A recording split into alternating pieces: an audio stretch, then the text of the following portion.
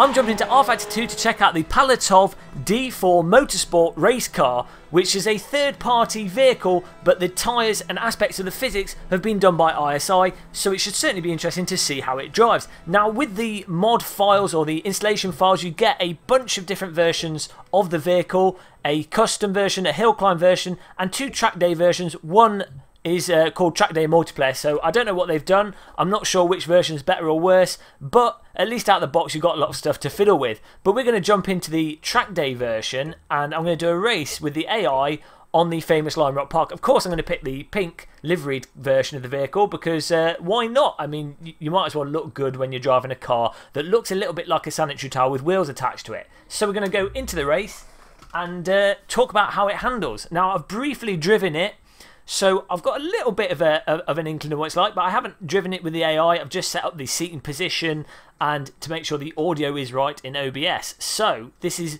pretty much a first time drive as we go onto the track. There we go.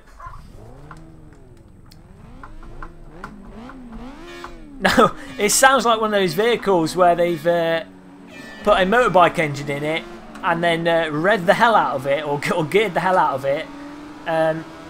That seems to be the case with these kind of small vehicles. It seems to be a cheaper way of running them as track day cars.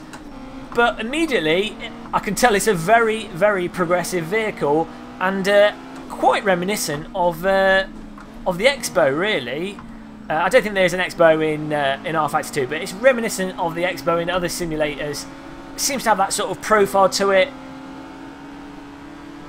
Yeah, I can throw this about quite a bit. It's really progressive, smooth, and actually the force feedback quite communicative of the weight of the vehicle. So, you know, I know what's going on. I don't need to lift there. I don't think this car has a absolutely giant rear wing on it relative to the size and presumably the weight of the vehicle.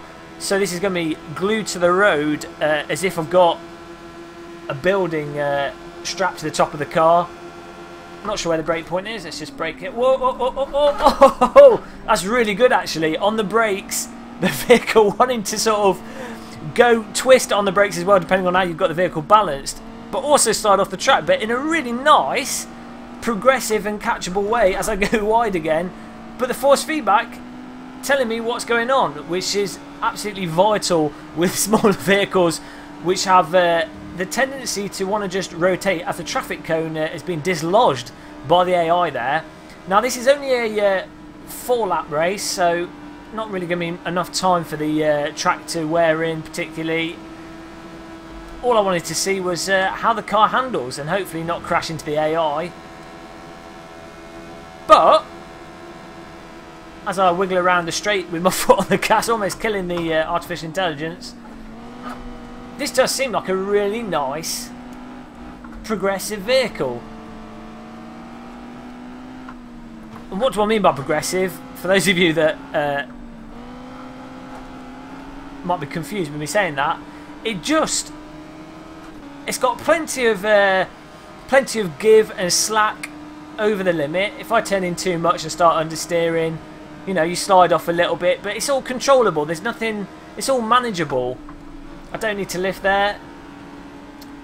Even though this car feels quite nimble, if I come off the gas, you get a little bit of lift off oversteer, especially if you're on the brakes and you're turning in, you start getting the car twitching and moving around a bit. But that's just really enjoyable if you know you've got the leeway there to be able to catch it.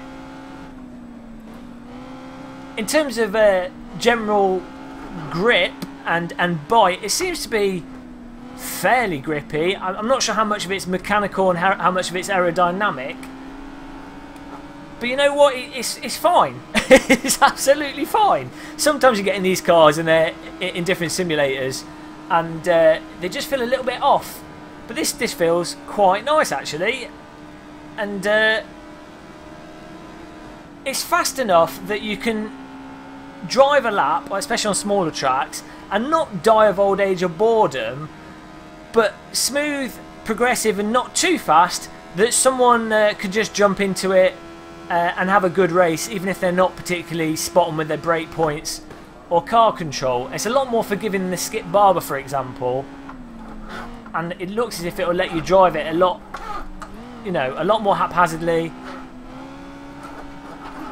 Yeah, you can really give it some welly and,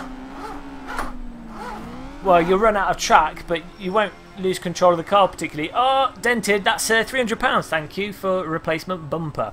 Okay, so jumping over to Mills Metro Park, we're going to do another race with some more AI on a slightly harder setting.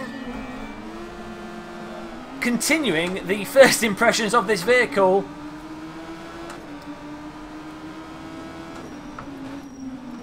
Oh, try and squeeze in through here. Nice and agile on the accelerator, there we go. Bit cheeky. Fortunately, the AI let me get away with that. If that was online, I probably would have been punted off the track. Oh, little bit of understeer. So, laterally, mid-corner, if you're dabbing the brakes or going into the corner a little bit too hot, this car seems to have a little bit of a tendency to slide laterally off the track a bit. So you do have to make sure you're getting your cornering speed initially pretty close to what you're going to be wanting in. So trail braking, really nice and tricky. But the force feedback, again, describing what the car's doing really nicely. Some of these track bumps and track texture coming through, absolutely fantastic. With the force feedback, let's get on his bumper. Let's not drive into something, but oh, they're really tricky. Again, maybe it's because the track isn't worn in and is very green, but as you're going around the corners with this vehicle, you really do have to be aware that it has a little bit of a tendency to want to slide out sideways. But you can get on the power, and you can just give it a little bit of counter steer, and just be a bit cheeky with the gas, which is something I always like with vehicles like this. Oops, getting on the gas a little bit too early there, and that causing the car to almost run out of track. But we're okay. Nice narrow car makes the track nice and wide. I'm trying to remember this track mostly from the RFactor 1 days. I used to drive this so much with the McGann Trophy vehicle. What was it? Bros McGann Trophy server. Used to play that so much. But I think this RFactor 2 versions, they've obviously upped the detail a bit, and it's slightly different layout from what I remember. But Mills Metro Park won't die. I'm not sure. I think it is a completely fictional track, but it almost feels like a place. I've driven it so many times in RFactor 1 and RFactor 2 over the years. But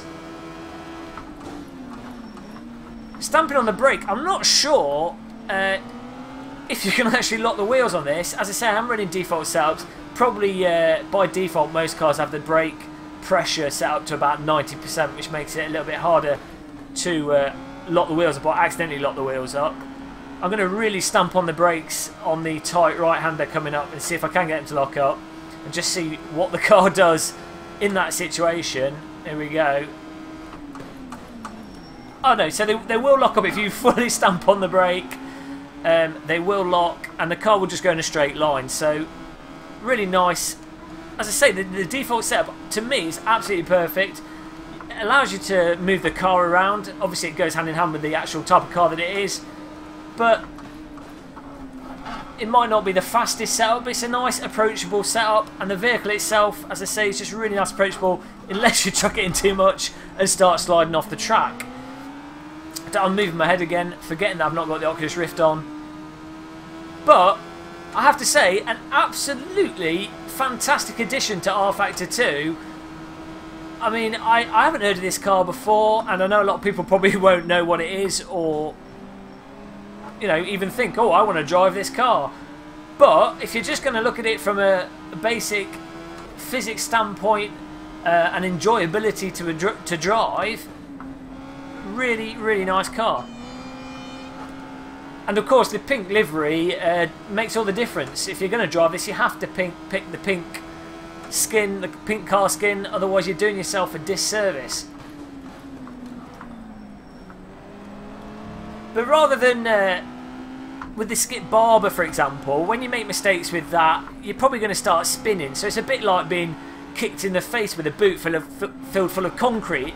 Whereas this, it's nice and nice and gentle on you. It's like someone just stroking you with torturing you with a feather, saying, "Oh, you've driven that corner wrong. We're taking a little bit of your lap time away, but we're not gonna hurt you. We're not gonna punish you too much. Just don't do it again." Skip barber, boot in the face. This, tickle with a feather. So all in all, if you don't have it yet and you've got RFactor 2, make sure you install it through the game launcher and get yourself driving this vehicle, because it's a really good fun car to drive.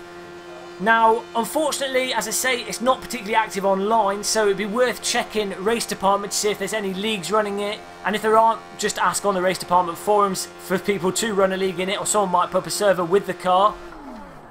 And if you don't want to do that, you can quite easily run a online server and then invite your friends to it and drive with AI. So even if there's only 2 of you, you can still have a really good fun race with a full grid of cars. But that is the Palatov Motorsport D4 in RFactor 2. First impressions, first look.